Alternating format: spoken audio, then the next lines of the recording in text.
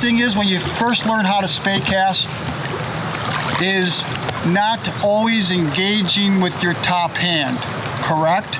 This is going to be very, very common because we're all used to casting overhead with our hands like that. And we know the basic principle of a good overhead cast is to keep the rod tip at a flat plane, right? Keep a nice flat rod tip.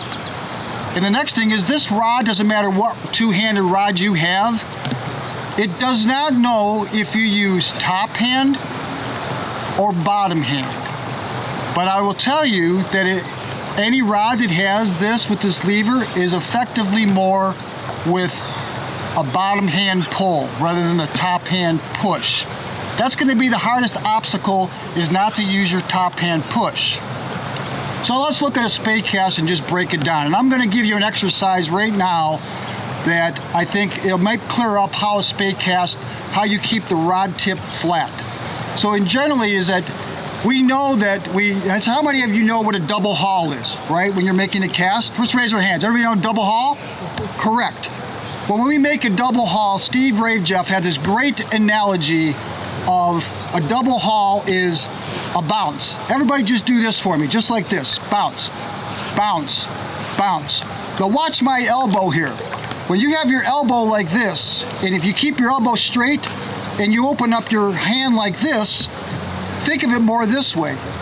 You get a better haul dropping the elbow. You get more line speed like this. So let's look at that exact same thing as a double haul, and let's incorporate it to our two-handed rod. This is what you normally would think would happen. You're up here, you're ready to make your forward cast, and this is what happens. You end up doing this. You end up pushing like this, and look at the rod tip path. It's that dreaded rainbow. It's the dreaded arc, right? Look at this path like this. You like this. You do this.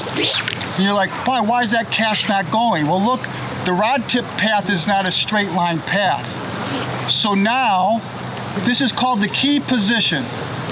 Usually if you answer your phone and you can barely see your bottom hand in your peripheral vision, and if you look right here, isn't my rod at the classic single hand position up here? 10 and 2, we always hear that 10 and 2, right?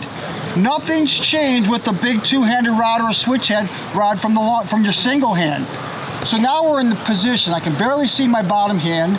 I got my top hand here ready to go. And now you would think you just do this. In reality is, you come down first. And then right here, remember how we talked about that bounce?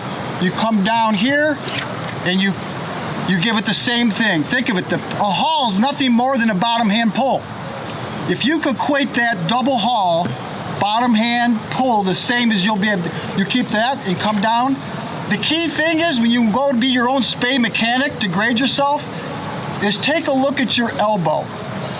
If your elbow opens up flat, you don't have an accelerate to stop. Just like a single hand. We always talk about accelerate to a stop. The same thing with the two-handed cast. You come down and you stop. And your elbow, if it still has a nice little bend to it, you're going to have a really nice, okay, if your elbow opens up, it does this too.